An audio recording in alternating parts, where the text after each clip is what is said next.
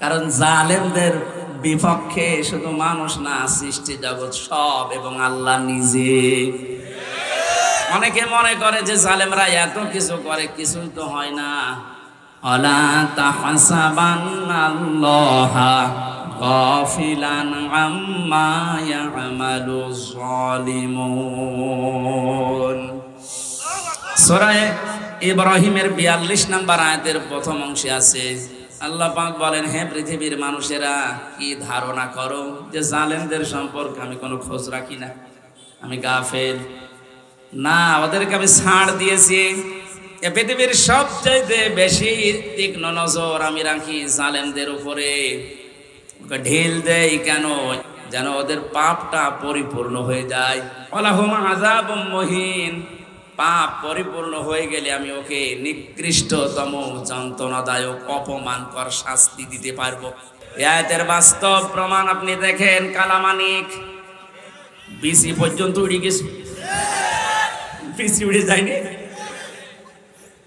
তার কত অপমান হবে বলেন? একজন বিচারপতি ছিল, তার যদি বিসি উড়ে যায়।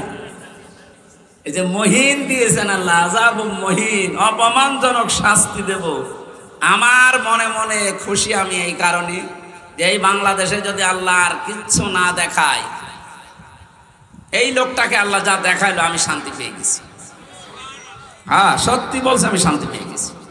কারণ এই লোকটা কোরআনের পাখি আল্লামা দেলাওয়ার হোসেন সাঈদী রহমতুল্লাহ আলাইহি তার বিরুদ্ধে একা একা সিদ্ধান্ত নিয়েছে। অন্যগুলো কিন্তু বলতো না, আমরা তো অপরাধ পাই না, কিভাবে? বলে না, দেওয়া লাগবে। আল্লাহ মনে হয় এই কারণে ওরা কলার পাতায় শুয়েছে। মানুষ তো মরে গেলে কলা পাতায় জীবিত অবস্থায় শুয়েছে।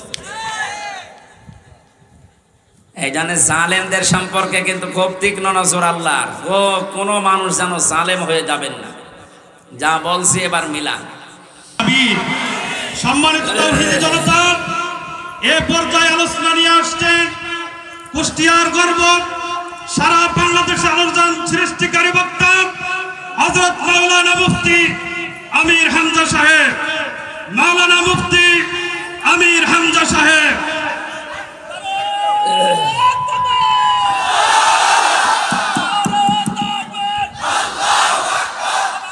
রিভাব দেবেন, রিভাব। আসসালামু আলাইকুম ওয়া রাহমাতুল্লাহি ওয়া বারাকাতুহু।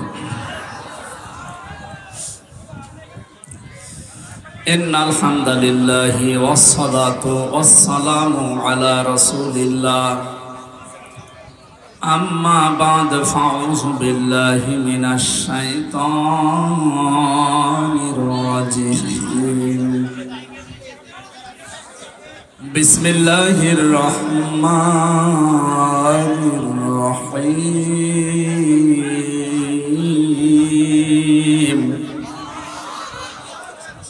ইয়া আইয়ুহাল্লাযীনা আমানুত্তাকুল্লাহ। আন আবি হুরায়রা রাদিয়াল্লাহু তাআলা আনহু ক্বাল قال سمعت رسول الله صلى الله عليه وسلم يقول سبعة يظلهم الله في ظله يوم لا ظل إلا ظله الإمام العادل إلى آخر الحديث. رواه ابن ماجه. وما زادهم إلا إيمانا وتسليما. اللهم صل على। জীবনে যত প্রেম আছে কলিজায়,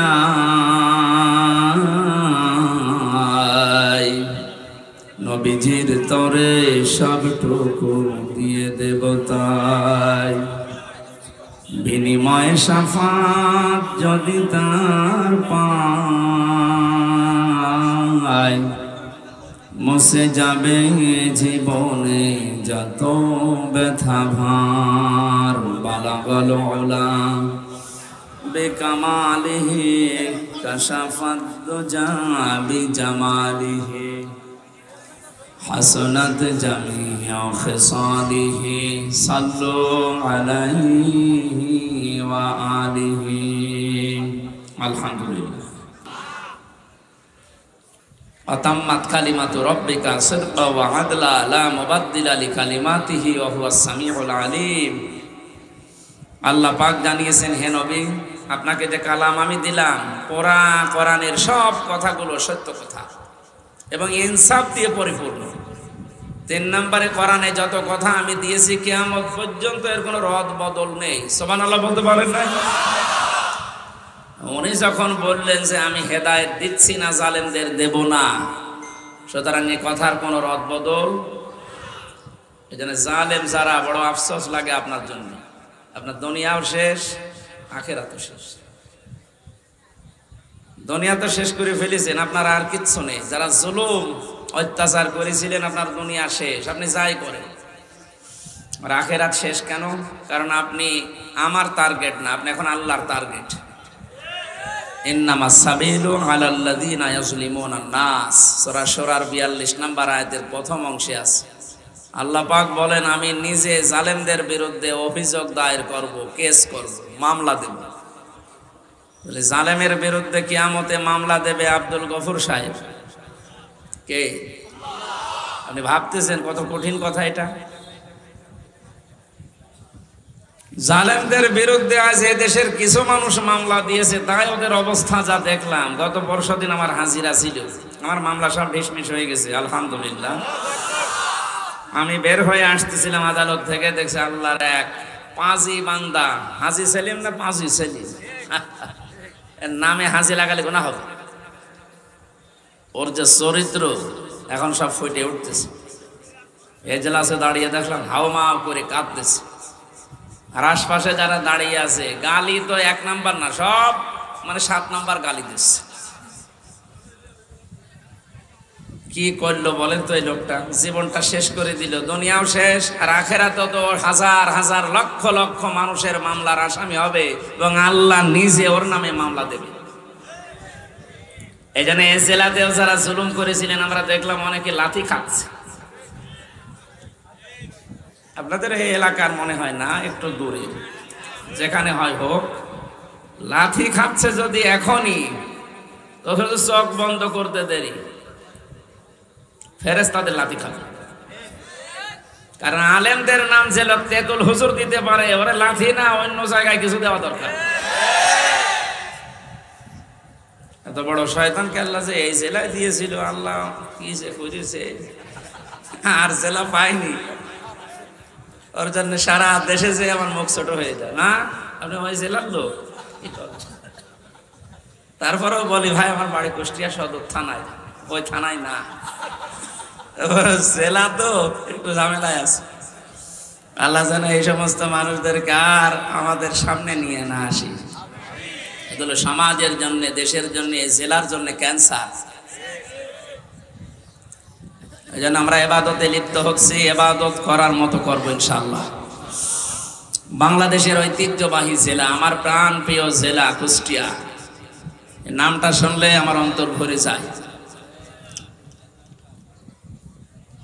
মেরপুর থানার অন্তর্গত তালবাড়িয়া হাই স্কুল ময়দানে, এটা হাই স্কুল,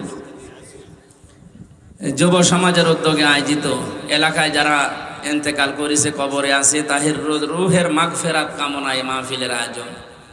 এখানে দল মত নির্বিশেষে সবাই আমরা আছি, কারণ সবার আত্মীয় স্বজনই মাটির নিচে আছে। কথা বলেন? এই জন্য এটা নিছক রাজনৈতিক কোনো বিষয় মনে করে আপনি বা চলে যেন না, কপালে আগুন লাগবে। হ্যাঁ, রাজনীতি যদি কোরআন দিয়ে আমি করি, আপনাকে শোনা লাগবে। কোরআনের বাইরে যদি আমি কিছু বলি, আপনি চলে যাবেন, কোনো অসুবিধা নেই।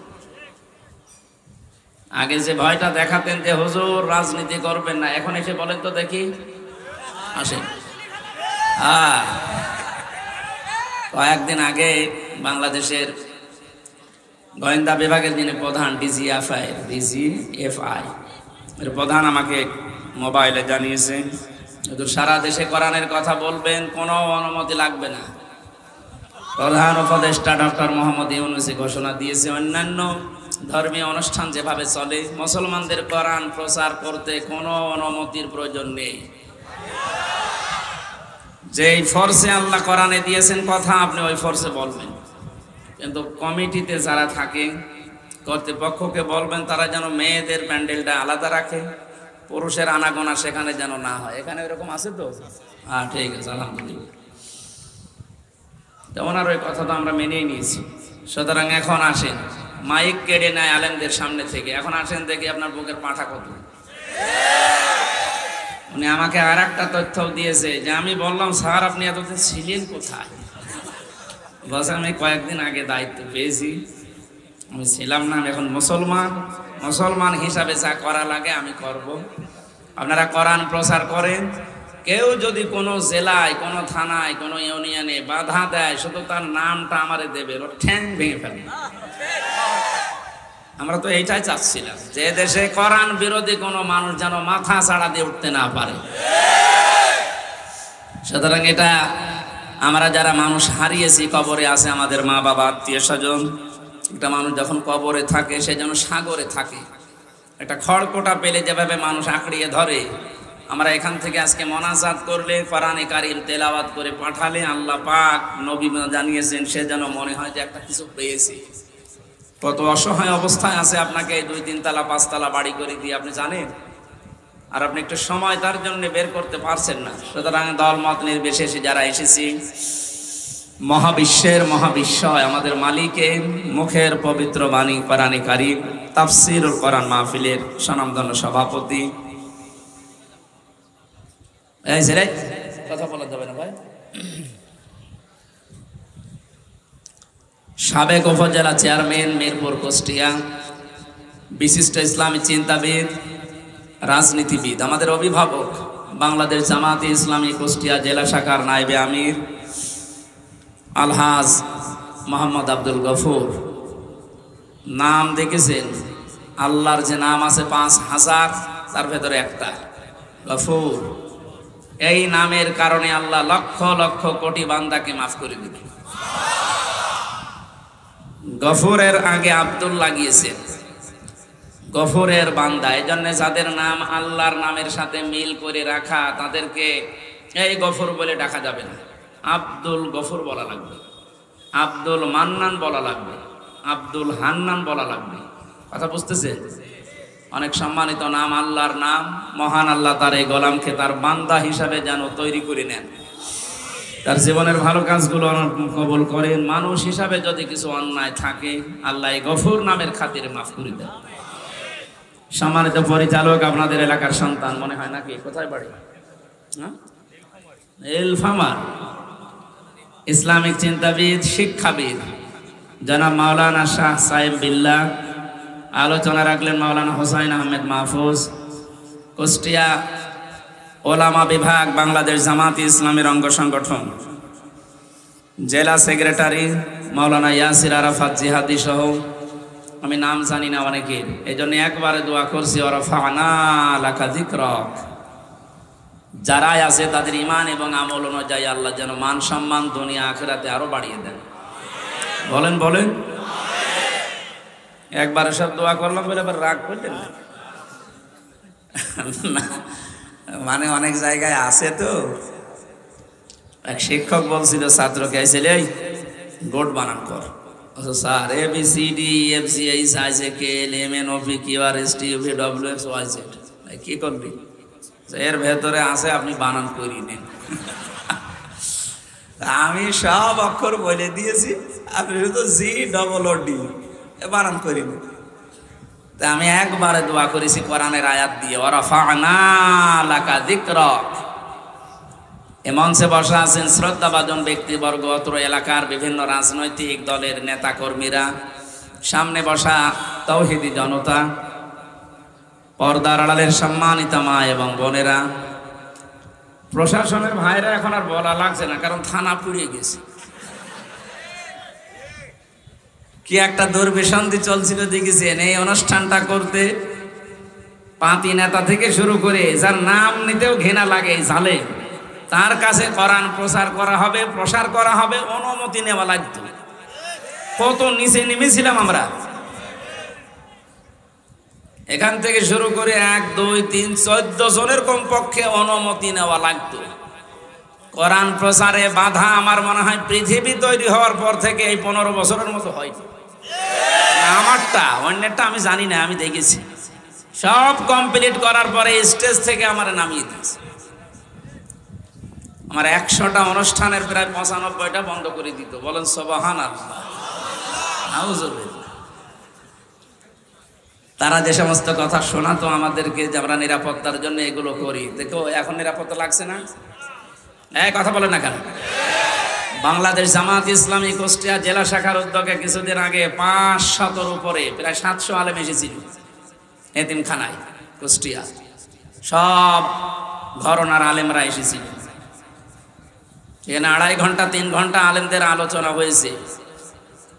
আপনি ভাবেন তো, শুধু একটা মাস আগে যদি 500 না 5 জন এক জায়গায় আলেম হইতো, কতগুলো মামলা হইতো? কোন জায়গা থেকে আমরা কোথায় এসেছি আজ? আমার মনে হয় সেজদায় পড়ে থাকা দরকার। 5 তারিখে আগস্ট মাসের 1:30টার পর থেকে যখন শুনলাম যে আল্লাহ রহমত নাজিল করছে, সেজদায় পড়ে গিয়েছিলাম যে আর মনে হয় না তোলাই ভালো মাথা। এখন দিন দিন যা বুঝতে পারছি, আসলে আমার সেজদা থেকে মাথা না তোলাই ভালো। এইরকম উপকার আল্লাহ আমাদেরকে করেছে। স্বাধীন দেশে পরাধীন অবস্থায় ছিলাম আর নাম করতাম যে আমরা স্বাধীন। কিসের স্বাধীন? কুষ্টিয়ায় আমার বাড়ি। আমার চাচা আওয়ামী লীগ করে, উনি আমারে দাওয়াত দিয়েছে খাবার খাওয়ার জন্য। যদিও আওয়ামী লীগের বাড়ি খাবার খাওয়া ঠিক না, না সব আওয়ামী লীগ না, আমার চাচার মতো যারা। এখন নিয়ে গেল, যাওয়ার পরে খাবার খেয়েছি। এখানকার একজন নেতা গোছের মানুষ ওনারে কল দিয়েছে। হ্যাঁ, কেন ওনারে দাওয়াত দিলে? বলছে আমার ভাতিজা। না, ভাতিজা হলেও হবে না। তার 2 দিন পরে আল্লাহ তাআলা এই অবস্থা করে দিয়েছে। এখন তাদেরকে দাওয়াত দিয়েও খুঁজে পাওয়া যাচ্ছে না, কোথায় যে আছে আল্লাহ জানে আর ফেরেশতা জানে। যারা আমরা এসেছি কোরআনে কারিমের এই অনুষ্ঠানে ইবাদত মনে করে বলেন আলহামদুলিল্লাহ। দরুদ আর সালাম পড়ছে আমাদের নবী মুহাম্মদুর রাসূলুল্লাহ সাল্লাল্লাহু আলাইহি ওয়াসাল্লামের প্রতি। আমি খুব কম সময় কথা বলবো, কারণ দিনের বেলা সিলাইদা ছিল, গলা ব্যথা করছে। ওদের মাইক এই রওশনের সাদের মতো মাইক, ও ছাতা যতই ধাক্কা দিয়ে হয় না, কারণ শেষ। আজকেরটা মনে হয় ঠিক আছে। এই মাইক কোথাকার? মেরপুরের। হ্যাঁ, এই মাইকটা আশপাশে অনুষ্ঠান হলে নেবেন, এটা ভালো আছে। আমি যেই কথাই বলবো এখন থেকে, পরের শব্দ থেকে একটা শিক্ষা নিয়ে তারপরে সামনে যাব ইনশাআল্লাহ। আল্লাহ রাব্বুল আলামিন বলেন, ইয়া আইয়ুহাল্লাযীনা আমানু আতিউল্লাহা ওয়া আতিউর রাসূলা ওয়া উলিল আমরি মিনকুম ইলা আখিরি আয়াত। সূরা নিসা 5 নম্বর পারার 6 নম্বর পৃষ্ঠার 9 নম্বর লাইনের 59 নম্বর আয়াতের প্রথম অংশে আছে তাফসিরে ফি জিলালিল কোরআন। কত আলেম এখানে বসে আছে, আপনার যদি একটু সন্দেহ লাগে ওনাকে জিজ্ঞাসা করবেন পরে। আমি যেটা বলছি ওটার সাথে কোরআন এবং বাস্তবতা যদি মিলে যায়, আপনাকে এই মুহূর্তে সিদ্ধান্ত পাল্টিয়ে মেনে নেওয়া লাগবে। আপনি নিজেও কোরআন পড়েন না, হামজা বলছে আপনি মানবেনও না। আপনি কি হয়েছেন? কি আপনি কি লাথি খাবে? হ্যাঁ, আদালতে প্রবেশ করার সময় যে পুলিশের সামনে ওনারে লাথি দিয়েছিল, পুলিশকে বললাম ভাই আপনি দেখলেন না, কুষ্টিয়ার লোকের লাথি দিল আর আপনি দেখলেন? বলছে করবো কি? যে লোকটা লাথি দিয়ে বেরিয়ে গেল, ওরে ধরতে পারলেন না? ধরবো কি করে? ওরে তো আমি ব্যবস্থা করে দিয়েছি, মার। কারণ জালেমদের বিপক্ষে শুধু মানুষ না, সৃষ্টি জগৎ সব এবং আল্লাহ নিজে। অনেকে মনে করে যে জালেমরা এত কিছু করে, কিছুই তো হয় না। আলা তাহসাবান্নাল্লাহা গাফিলান আম্মা ইয়ামালুজ জালিমুন। সূরা ইব্রাহিমের 42 নম্বর আয়াতের প্রথম অংশে আছে, আল্লাহ পাক বলেন, হে পৃথিবীর মানুষেরা, কি ধারণা করো যে জালেমদের সম্পর্কে আমি কোনো খোঁজ রাখি না, আমি গাফেল? না, ওদেরকে আমি ছাড় দিয়েছি। এ পৃথিবীর সবচাইতে বেশি তীক্ষ্ণ নজর আমি রাখি জালেমদের উপরে। ঢিল দেই কেন? ইন্নামা নুওয়াল্লিহিম লিয়াজদাদু ইসমা, যেন ওদের পাপটা পরিপূর্ণ হয়ে যায়। ওয়ালাহুম আযাবুম মুহিন, পাপ পরিপূর্ণ হয়ে গেলে আমি ওকে নিকৃষ্টতম যন্ত্রণাদায়ক অপমানকর শাস্তি দিতে পারবো। এই আয়াতের বাস্তব প্রমাণ আপনি দেখেন। কালামানিক বিসি পর্যন্ত উড়ে গেছে, বিসি উড়ে যায়নি। তার কত অপমান হবে বলেন? একজন বিচারপতি ছিল, তার যদি বিসি উড়ে যায়। এই যে মহিন দিয়েছেন আল্লাহ, আযাবুম মহিন, অপমানজনক শাস্তি দেব। আমার মনে মনে খুশি আমি এই কারণে যে এই বাংলাদেশে যদি আল্লাহ আর কিচ্ছু না দেখায়, এই লোকটাকে আল্লাহ যা দেখাইলো আমি শান্তি পেয়ে গেছি। হ্যাঁ, সত্যি বলছে, আমি শান্তি পেয়ে গেছি। কারণ এই লোকটা কোরআনের পাখি আল্লামা দেলাওয়ার হোসেন সাইদি রহমতুল্লাহ আলাইহি তার বিরুদ্ধে একা একা সিদ্ধান্ত নিয়েছে। অন্যগুলো কিন্তু বলতো না, আমরা তো অপরাধ পাই না, কিভাবে বলে না, দেওয়া লাগবে। আল্লাহ মনে হয় এই কারণে ওরা কলার পাতায় শুয়েছে। মানুষ তো মরে গেলে কলা পাতায় জীবিত অবস্থায় শুয়েছে। এই জানে জালেমদের সম্পর্কে কিন্তু খুব তীক্ষ্ণ নজর আল্লাহর। কোনো মানুষ যেন জালেম হয়ে যাবেন না। যা বলছি এবার মিলা। আল্লাহ ডাক দিলেন, ইমানদার যদি দাবি করো, এখানে অন্তত যারা আমরা আছি ৯৬% যেহেতু মুসলমান এই দেশে, আমরা অন্তত নামে হলো আমরা এখন ইমানদার, কামে না হলেও নামে যারা ইমানদার, আল্লাহর ডাকটা দেখেছেন। ইয়া আইয়ুহাল্লাযীনা আমানু ৮৯ জায়গায় আছে এই শব্দটা কোরআনে।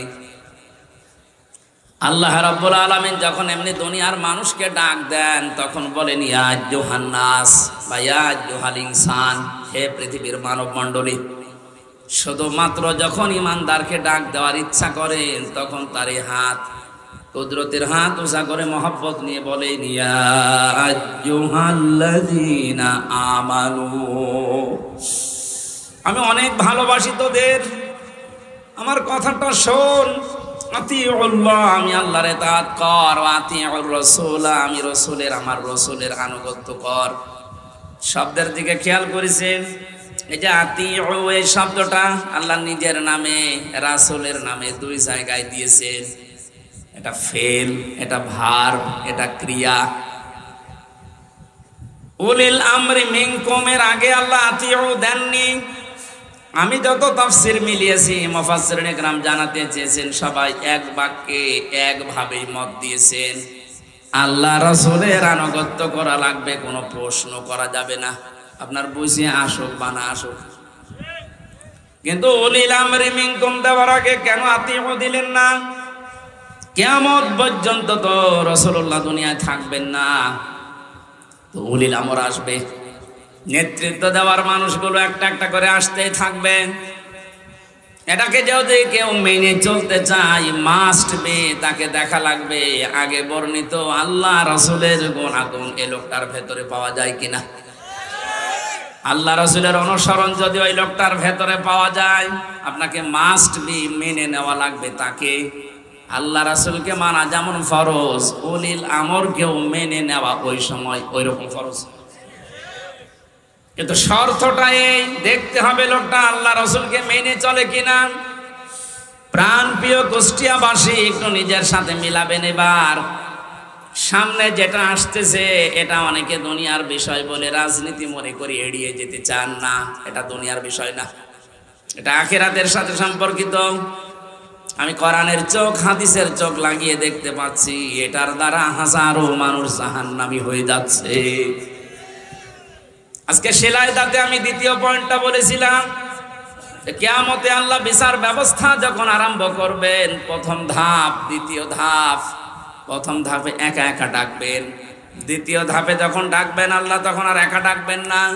ইয়াউমা নাদউ কুল্লা উনাসিম বিইমামিহিম, সূরা বানী ইসরাঈলের ৭২ নম্বর আয়াতের প্রথম অংশে আছে, আল্লাহ বলেন কিয়ামতের ময়দানে প্রতিটি মানুষকে আমি ডাকবো তার ইমামের সাথে, তার নেতার সাথে।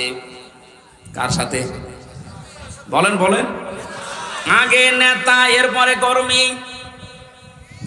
কুষ্টিয়াবাসী, বিবেক যদি আপনার এখনো জাগ্রত থাকে, যদি কুকুরে পেশাব করে না দেয়, ভালোভাবে চিন্তা করেন।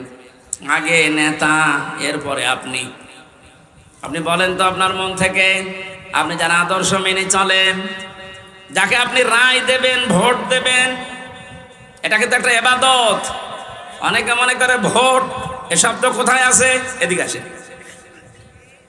তাফসিরে মারেফুল কোরআনে আল্লামা শফি রহমতুল্লাহ আলাইহি উনি সূরা নিসার 58 নম্বর আয়াতের ব্যাখ্যা করতে গিয়ে আমানাত, এই বহুবচন শব্দের ব্যাখ্যায় তিনি আমানত মানে ভয়কাট্য ভোট লিখেছেন। কারণ এটা একটা রায় দিচ্ছেন, আপনি সমর্থন জানাচ্ছেন, সহযোগিতা করছেন।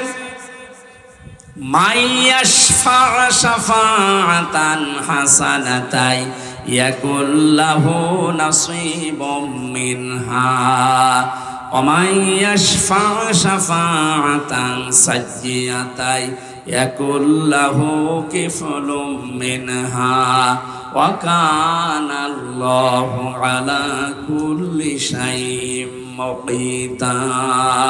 বলেন আল্লাহু আকবার। সূরা নিসা 5 নম্বর পারার 10 নম্বর পৃষ্ঠার 11 নম্বর লাইনের 85 নম্বর আয়াত, এটা ইবনে কাসিরে আছে। আল্লাহ পাক বলেন, যদি কেউ এই পৃথিবীতে ভালো কাজের সাহায্য করে, রায় দেয়, সাপোর্ট করে, ভোট দেয়, ওই লোকটা ক্ষমতা পেয়ে যত ভালো কাজ করবে, আপনি শুধু একটা রায় দেওয়ার কারণে ওই সওয়াব পেতেই থাকবেন। কোন মানুষ যদি অন্যায় কাজে সাপোর্ট করে, অন্যায় কাজ করার দ্বারা যে গুনাহ হবে, আপনি শুধু একটা রায় দিয়েছিলেন, এই কারণে একই গুনার ভাগ হবে। এই আয়াতের ব্যাখ্যা করতে গিয়ে আমি দেখেছি মুফাসসির লিখেছেন, কিয়ামতে বহু মানুষ উঠবে, তার আমলনামায় জিনার গুনাহ লেখা থাকবে। ডাক দিয়ে বলবে, রব্বুল আলামিন, এটা ফেরেশতারা ভুল করেছে। কি হলো?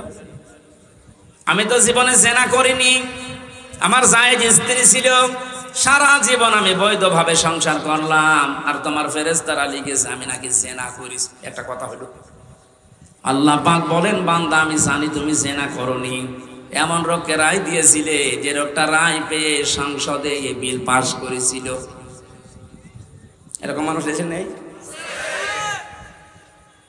এমন মানুষকে রায় দিয়েছে, এই লোকটা রায় পাওয়ার পরে এমন এমন জায়গায় রাত কাটিয়েছে। আমি দেখতে পাই এই দেশে প্রায় 250টার উপরে নাইট ক্লাব চলছে শুধু ঢাকাতে। কুষ্টিয়াতেও প্রায় 14টার উপরে চলছে। এ সমস্ত জায়গায় তো শুধু আল্লাহর জিকির হয়। নিজের জায়েজ স্ত্রী বাদ দিয়ে যারা এখানে হাজার হাজার লক্ষ লক্ষ টাকা খরচ করে এগুলো চালাচ্ছেন, তাদের চরিত্র কোথায় নেমেছে বলা লাগবে না, বুঝে ফেলেছেন। আপনি যে শুধু রায় দিয়েছিলেন, ওই লোকটা যত দিন নিজে হোটেলে রাত কাটিয়েছে, যত রকমের জেনা, তার হাতের জেনা, মুখের জেনা, চোখের জেনা, লজ্জাস্থানের জেনা, যত রকমের জেনা হয়েছিল ওগুলো সব ফ্ল্যাক্সে লোড হয়ে বিকাশ হয়ে আপনার আমলনামায় যাচ্ছে। এখন যদি বলেন, হুজুর আমার বিকাশ নাম্বার খোলা নেই, এমনি খুলে যাবে। খোলা লাগবে? ভোটার আইডি কার্ড দিয়ে, ছবি দিয়ে, তারপরে টিপসই দিয়ে বিকাশ করবেন? লাগবে না, এমনি খুলে যাবে। শুধু রায়টা দিয়ে দেখেন। আপনাকে আমি বলছি না যে অমকে দাঁড়িয়েছে তারে রায় দেন না, আপনি দেখবেন যে 5 জন দাঁড়িয়েছে ভোটে, এর ভেতরে আল্লাহ রসুলকে মেনে চলে কোন লোকটা, আপনি তারে। কারণ আপনার এই রায়টা রায় না, এটা একটা ইবাদত। এটা কি?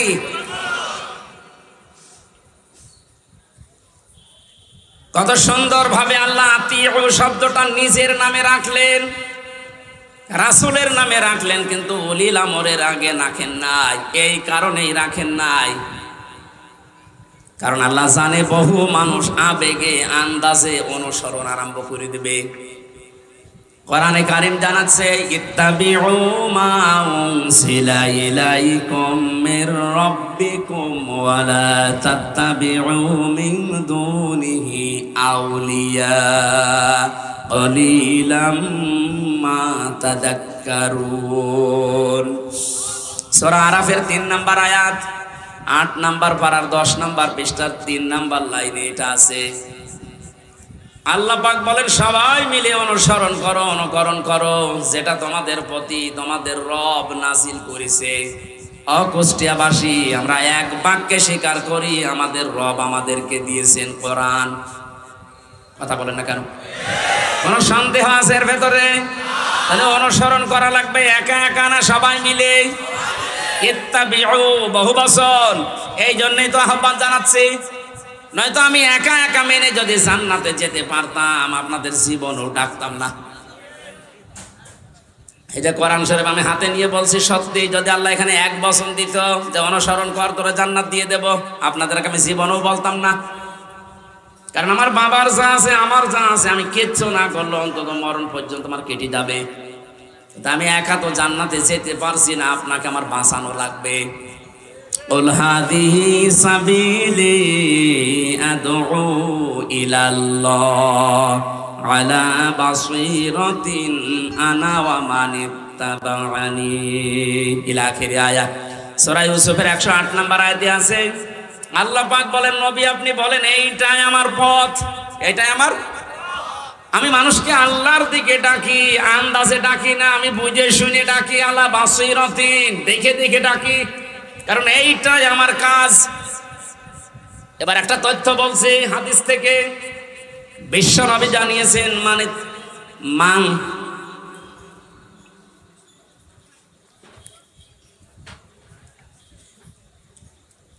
অমাং দাআ ইলাইহি হাদা। এখানে আরবি গ্রামার যারা বসে ওদেরকে জিজ্ঞাসা করেন, দাআ এক আলিফ টান আছে, অমাং দাআ ইলাইহি হাদা। কেউ যদি কোরআন দিয়ে মানুষকে ডাকে আল্লাহ নিজে তাকে হেদায়েতের উপরে রাখে। আমি এমনিতে ঝুঁকিপূর্ণ পথ বেছে নেইনি। 3টা বছর জেলখানায় থাকার পরে তো সিদ্ধান্ত নিতে পারতাম না যে যা করছে করুক, লা ইলাহা ইল্লাল্লাহ, পারতাম না। আমার বাবার যা আছে সত্যি কথা বলছে, আমি একা, আমার কিন্তু চলে যেত। কিন্তু এই রক্ত পিচ্ছিল পথে আমি বেছে নিয়েছি। আল্লাহ পাকের ঘোষণা যে আমি যদি হেদায়েতের উপরে থাকতে চাই, কোনো গাছতলায় বসে, আস্তানায় বসে, খানকায় বসে হেদায়েতের উপরে থাকা যাবে না।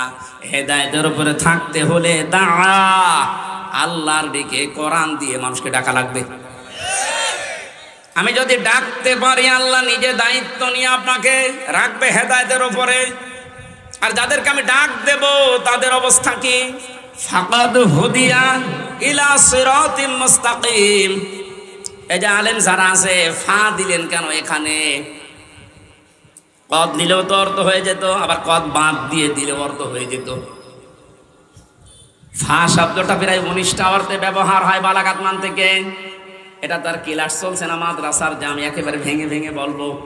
এতটুকু বলতে পারছি, আল্লাহ এত বড় কঠিন শব্দ নবীজিকে দিয়ে বলিয়েছেন, ফাকাদ হুদিয়া ইলা সিরাতিম মুস্তাকিম। কোরআনের ডাকে যদি সত্যি কেউ বুঝে শুনে সাড়া দিয়ে দেয়, আল্লাহ নিজে তাকে সিরাতিল মুস্তাকিম নসিব করে দেয়। আমি আজকে ডাক দেব, আমি থাকতে চাই হেদায়েতের উপরে, আর আমি আন্দাজে ডাকি না, আমি বুঝে শুনে ডাকি। আর আপনারা সাড়া দেবেন, আপনাদেরকে আল্লাহ জান্নাতের পথ দেখিয়ে দেবে। জান্নাতের পথ দেখানোর দায়িত্ব হামজার কার? বলেন বলেন। আল্লাহ যদি এতটুকু শেষ করে দিতেন, আলা বাসীরাতিন না আনা ওয়া মান ইত্তাবা'আনি, এটা আমার কাজ, এবং আমাকে যারা অনুসরণ করে আমার উম্মত বলে যারা দাবি করে, কিয়ামত পর্যন্ত তাদেরও আমি আল্লাহর দিকে মানুষকে ডাকা লাগবে। এই জন্য শব্দটার দিকে খেয়াল করে আমি ডাকতেছি, ইত্তাবিউ, আমরা সবাই অনুসরণ করতে চাই। কোনো বাবার অনুসরণ না, কোনো পীর সাহেবের অনুসরণ না, কোনো দাদার অনুসরণ না।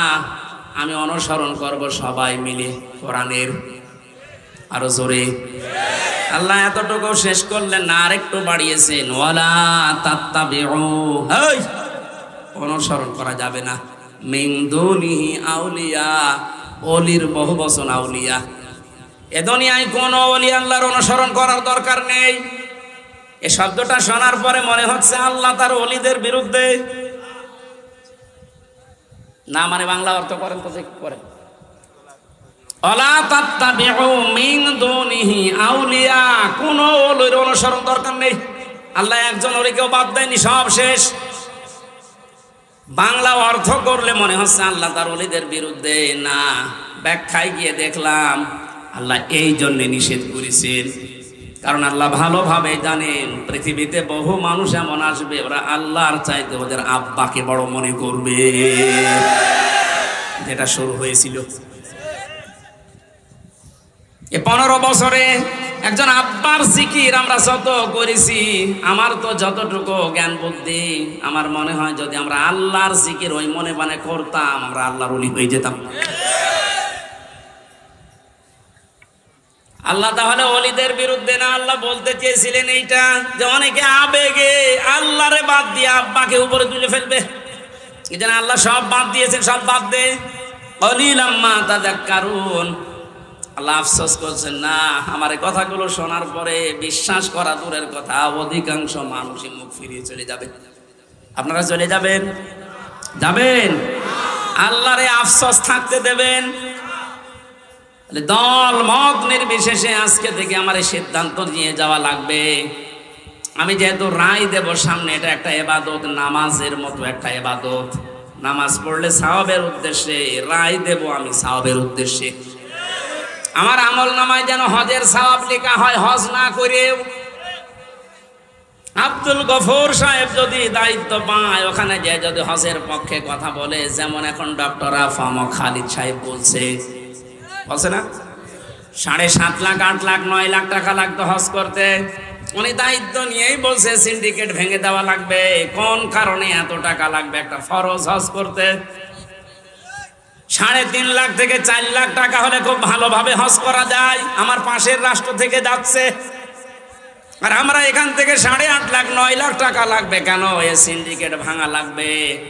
এইরকম খালিদের মতো মানুষ যদি দেশে 151 জন তৈরি হয়ে যায়, আর এই রায়টা যদি পাশ হয়ে যায়, কিয়ামত পর্যন্ত যত মানুষ দেশে আসবে আমল নামায় দেখবেন এমনিতেই হজের সওয়াব লেখা হয়ে গেছে।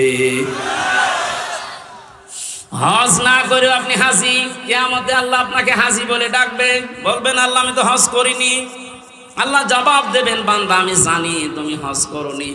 এমন জায়গায় তুমি রায়টা দিয়েছিলে, তোমার রায় পেয়ে লোকটা চেয়ারে বসেছিল।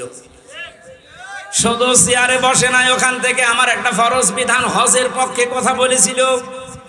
আল্লাহ কিন্তু ফেরেশতা দিয়ে এটা পারে না, পারে না? কিন্তু আমাদেরকে আল্লাহ দায়িত্বই তো দিয়েছে খলিফা হিসাবে। ইন্নী জাইলুম ফিল আরদি খলিফা, আমি তোদেরকে দুনিয়ায় পাঠালাম খলিফা করে। এই শব্দটাকে যেমন এমন জায়গায় লাগিয়েছে এই দেশের মানুষ। আমরা অনেকে খলিফা মনে করি যারা কাপড় চোপড় সেলাই করে, দর্জি, ওটা খলিফা।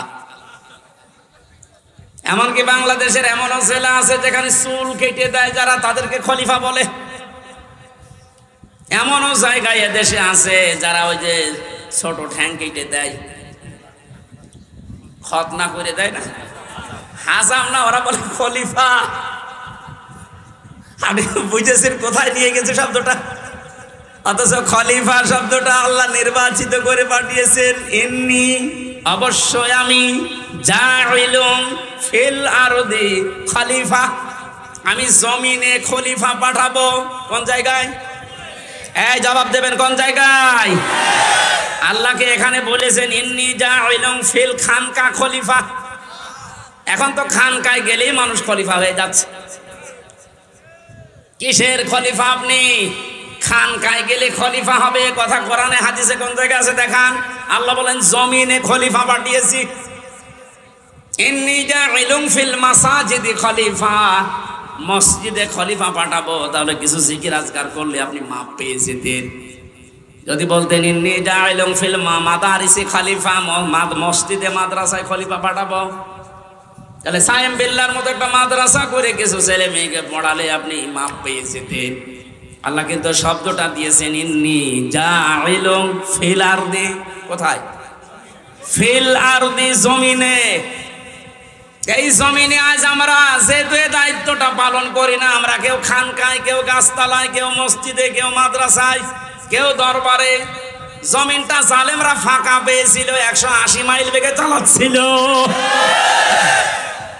আমার কথার অর্থ যদি না বোঝার ভান করে থাকেন, এদিকে আসেন, আসেন, ঝড়ে কোদাল দিয়ে বোঝাচ্ছে। জমিনটা ফাঁকা পেয়েছিল না, যা মনে লেগেছে তাই করেছে। যেহেতু আল্লাহর খলিফা আমরা, কেউ জমিনে নেই, কেউ ঢুকে গেছে আস্তানায়, কেউ দরবারে, কেউ মাদ্রাসায়। জমিনটা ফাঁকা পেয়ে মন মতো ওরা চালিয়েছে। এখন আর না, আমরা বুঝে ফেলেছি আল্লাহ আমাদেরকে পাঠিয়েছে ফিল আরদি। কোথায়? কোথায়?